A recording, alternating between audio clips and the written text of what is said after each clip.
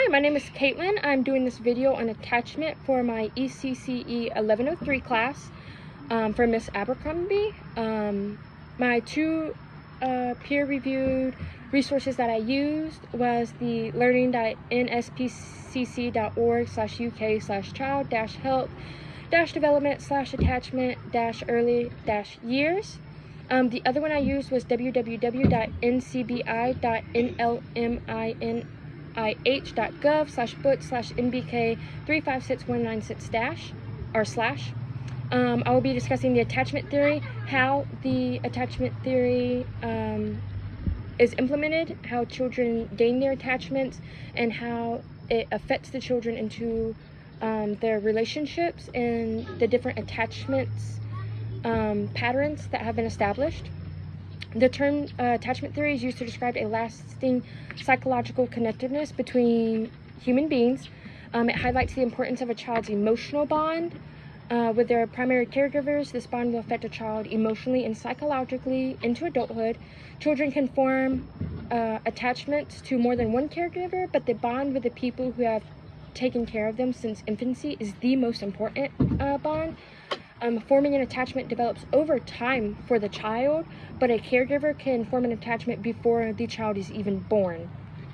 When a child seeks help, and the different approaches they use, such as crying, clinging, following with their gaze, is to gain help, constitutes the building blocks of the attachment process. The attachment strategies a child develops are shaped by their environment. This has major implications for the ways in which children learn to behave in close interpersonal relationships. A secure base is formed when the attachment figure provides stability and safety in moments of stress. This allows the child to calm down and then explore the world around them. The attachment difficulties, there's 4 behavioral patterns have been defined in children: a secure attachment, insecure avoidant, insecure resistant, and disorganized.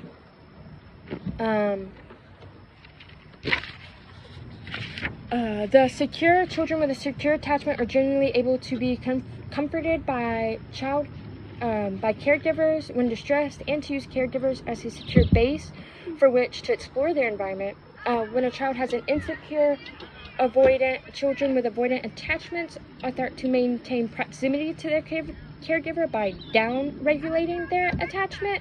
They appear to manage their own distress, but when they are reunited with a caregiver after a brief separation, these children may become quite distant from the caregiver.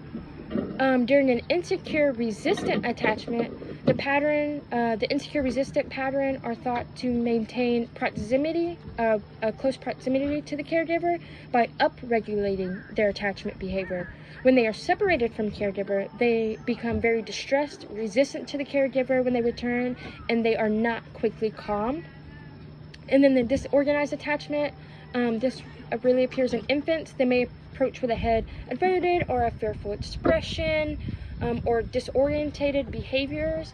It is to mean the infant is not able to resolve their distress within the contents of the relationship with the caregiver by either signaling or directing their attention.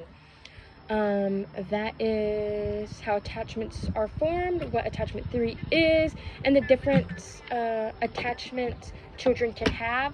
Once again, the attachments children form within infancy and young ages do follow them and have impact on them into their adulthood. Psychologically, it also is the building blocks on how they will perform with other children, other teachers, other adults in their lives. It is very important. Thank you.